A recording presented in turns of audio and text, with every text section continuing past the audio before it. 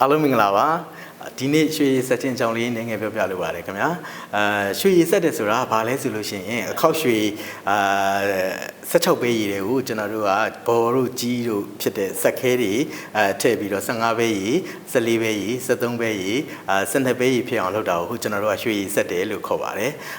ဘသူတွေဆက်လဲဆိုလို့ရှိရင်ကျွန်တော်တို့ရွှေတိုင်းပန်ရှင်တွေဆက်တယ်ရွှေပရိန်ဘူပန်ရှင်တွေဆက်တယ်ပေါ့ဗျာဘာအတွက်ဆက်တာလဲဆိုလို့ရှိရင်ကျွန်တော်တို့ရွှေတိုင်းပန်ရှင်တွေကရွှေပရိန်ဘူတွေကိုရွှေပေးတော့မယ်ဆိုလို့ရှိရင်15ပဲရည်14ပဲရည်13ပဲရည်ဖြစ်အောင်ကျွန်တော်တို့အခောက်ရွှေကိုရွှေဆက်ပြီးပေးလို့ရှိပါတယ်ပေါ့နော်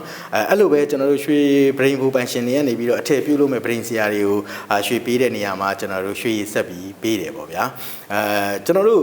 ရွှေဆက်တဲ့နေရာမှာအပြင်ဆက်အတွင်းဆက်ဆိုပြီးတော့နှစ်နည်းရှိပါတယ်အဲ့နေရာမှာလဲကျွန်တော်တို့ရွေးဆက်ပဲဆက်ဆိုပြီးတော့ရှိတယ်ပေါ့ဗျာ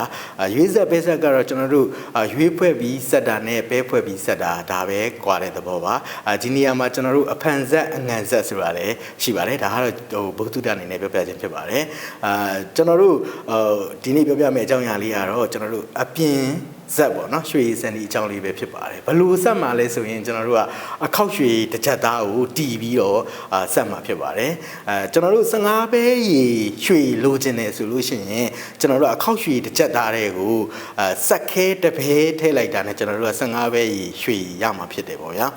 ကျွန်တော်တို့က14ပဲနှစ်ပြားရီလိုချင်တယ်ဆိုလို့ရှိရင်ကျွန်တော်တို့အခောက်ရွှေတစ်ချက်သားတွေကိုကျွန်တော်တို့ကဆက်ခဲတပဲနဲ့လေးရွေးထည့်လိုက်တာနဲ့ကျွန်တော်တို့က14ပဲနှစ်ပြားရွှေရမှာဖြစ်တယ်ပေါ့ဗျာ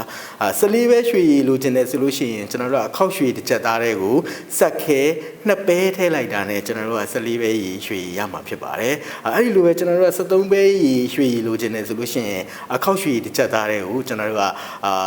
စက်ခဲ3ပဲထည့်လိုက်တာနဲ့73ပဲရည်ရွှေရည်ရမှာဖြစ်တယ်ပေါ့ဗျာ